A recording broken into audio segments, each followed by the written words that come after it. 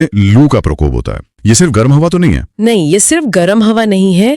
ये 8 से 16 किलोमीटर प्रति घंटे की रफ्तार से चलने वाली बहुत ही शुष्क और झुलसा देने वाली हवा है। लेकिन इसी भीषण गर्मी के बीच मई जून में एक राहत भी आती है। आप काल बैसाखी की बात कर रही हैं? हाँ, काल बैसाखी या नॉरवेस्टर, ये सिर्फ एक तूफान नहीं है, ये एक घटना है।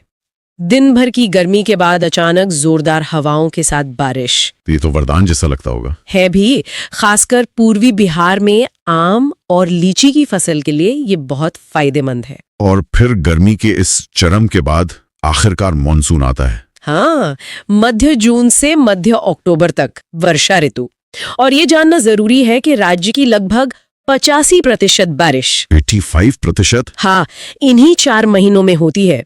बिहार की पूरी कृषि इसी पर टिकी है। और इस मौसम की एक और पहचान है उमस, वो चिपचिपी गर्मी। बिल्कुल, हवा में नमी 80-90% तक पहुंच जाती है और तापमान भी ऊंचा रहता है। बहुत ही असहज करने वाला मौसम होता है ये। और बारिश का वितरण तो जैसा हमने पहले बात की वो एक जैसा नहीं है। हाँ, बिल्कुल नहीं। पूर्व से पश्चिम और उत्तर से दक्षिण की ओर जाने पर ये घटती जाती है।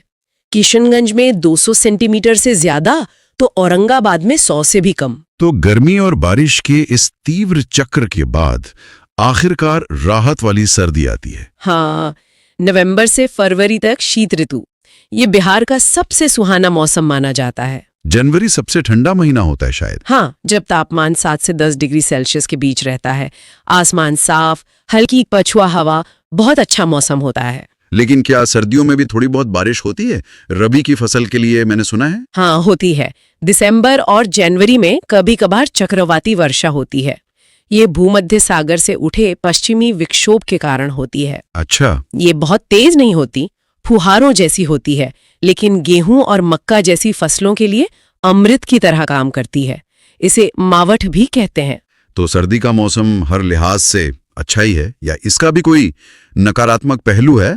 एक है, राज्य के उत्तरी इलाकों में, खासकर शिवालिक के पास पाला गिरता है। पाला? हाँ, जब तापमान 0 के करीब पहुंच जाता है तो हवा की नमी जम जाती है और ये पाला आलू, टमाटर जैसी फसलों को पूरी तरह बर्बाद कर सकता है। अच्छा, तो तराई के किसानों के लिए ये एक चिंता की बात है। बिल्कुल। अगला टॉपिक देखते हैं, बिहार की मिट्टियां। तो चलिए, बिहार की मिट्टी को समझने के लिए इसे 3 मुख्य भागों में बांटकर देखते हैं। हाँ, ये सबसे आसान तरीका है। पहला हो गया उत्तरी बिहार का मैदान, फिर गंगा के दक्षिण में दक्षिणी बिहार का मैदान, और बिल्कुल आखिर में दक्षिण का पठारी हिस्सा। ठीक है, तो शुरुआत करते हैं उत्तरी बिहार के मैदान से। यहाँ की मिट्टी का जो निर्माण है वो तो हिमालय से आने वाली नदियों से ही हुआ होगा। बिल्कुल, जैसे घाघरा, गंडक, बूढ़ी गंडक, कोसी, ये नदियां अपने साथ जो जलोढ़ मतलब सिल्ट लाती हैं, उसी से ये पूरा मैदान बना है। अच्छा, और इस जलोढ़ मिट्टी की खासियत क्या है? देखिए, इसमें पोटाश, फास्फोरस और चूना तो काफी अच्छी मात्रा में होता है। लेकिन इसमें नाइट्रोजन और जो जैविक पदार्थ होते हैं जिसे हम ह्यूमस कहते हैं, उसकी कमी पाई जाती है। अच्छा, नाइट्रोजन की कमी, ये तो फसलों के लिए बहुत जरूरी है। बहुत जरूरी। यही वजह है कि किसानों को यूरिया जैसी खाद पर निर्भर रहना पड़ता है। समझ गए। अब इस उत्तरी मैदान को भी 4 उप वर्गों में बांटा गया है ना? जी हाँ, 4 प्रकार हैं। सबसे उत्तर में है पर्वतपदी मृदा, जिसे पीडमोट सॉइल भी कहते हैं। ये तो नाम से लग रहा है पश्चिमी चंपारण के पहाड़ी इलाके में होगी। हाँ, सोमेश्वर श्रेणी के पास। इसमें कंकर पत्थर की मात्रा ज्यादा होती है और बारिश भी खूब होती है, तो मिट्टी थोड़ी दलदली सी रहती है। और परीक्षा के लिहाज से इसमें क्या खास है? इसमें याद रखने वाली बात यह है कि इसी क्षेत्र को भाबर का मैदानी क्षेत्र भी कहते हैं और ये मिट्टी थोड़ी अम्लीय मतलब एसिडिक होती है। ठीक है।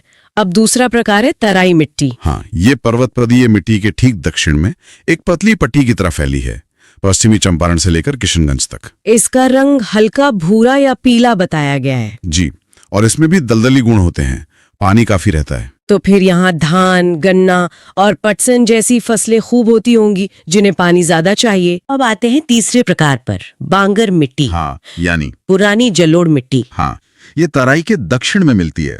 पुरानी जलोढ़ का मतलब है कि अब यहाँ नदियों की बाढ़ का पानी नहीं पहुँचता, तो ये खादर के मुकाबले कम उपजाऊ होगी। हाँ, अपेक्षाकृत कम उपजाऊ होती है।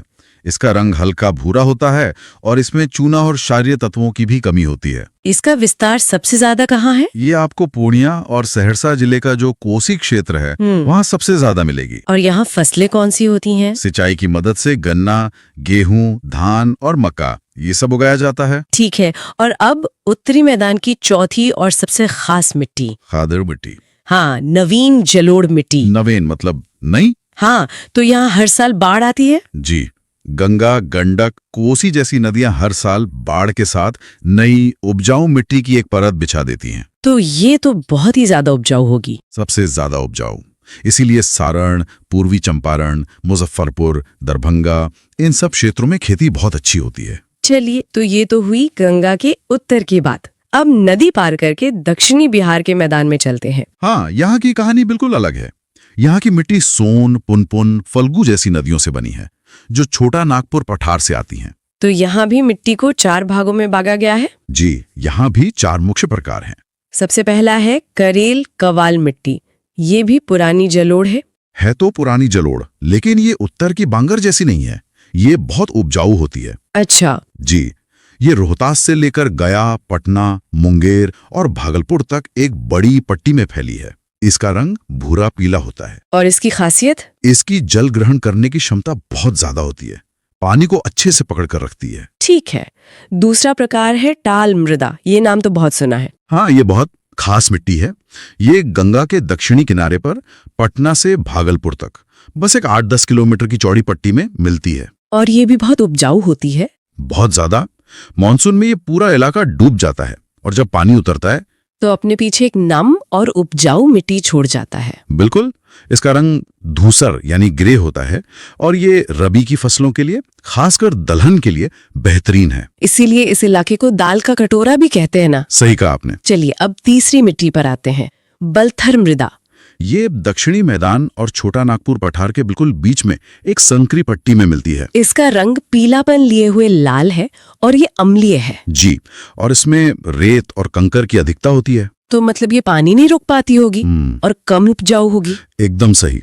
ये कम उपजाऊ है, इसलिए यहाँ ज्वार, बाजरा, अरहर जैसे मोटे अनाज उगाए जाते हैं, जिन्हें कम पानी चाहिए। ठीक है। और दक्षिणी मैदान का चौथा प्रकार है कगार मृदा। ये सोन, फल्गु और क्यूल नदियों के किनारों पर एक बहुत ही संकरी पट्टी में मिलती है। इसमें चूने की प्रधानता होती है, पर ये कम उपजाऊ है। ऐसा क्यों? क्योंकि सिर्फ चूना होना काफी नहीं है। मिट्टी में बाकी पोषक तत्वों का संतुलन भी जरूरी है, जो इसमें नहीं होता। तो यहाँ क्या उगता है? यहाँ मक्का, जौ, सरसों और कुछ सब्जियां उगा ली जाती हैं। चलिए, तो अब हम बिहार के सबसे दक्षिणी हिस्से में पहुंच गए हैं। दक्षिणी सीमांत पठार की मिट्टी। हाँ, ये वो इलाका है जो झारखंड से सटा हुआ है। यहाँ की मिट्टी नदियों से नहीं बल्कि चट्टानों के टूटने से बनी है। आग्नेय और रूपांतरित चट्टानें जैसे ग्रेनाइट और नीस। बिल्कुल, उनके टूटने से ये मिट्टी बनती है।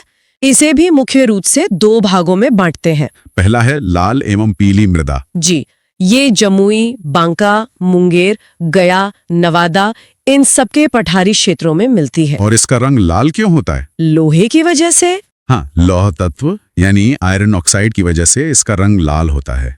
जब इसमें नमी बढ़ती है तो ये पीली दिखने लगती है। और ये उपजाऊ होती है? नहीं, ये कम उपजाऊ होती है।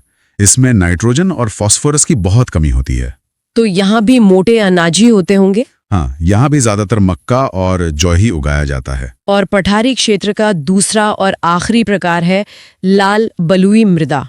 ये आपको रोहतास और कैमूर के पठारी भागों में मिलेगी। तो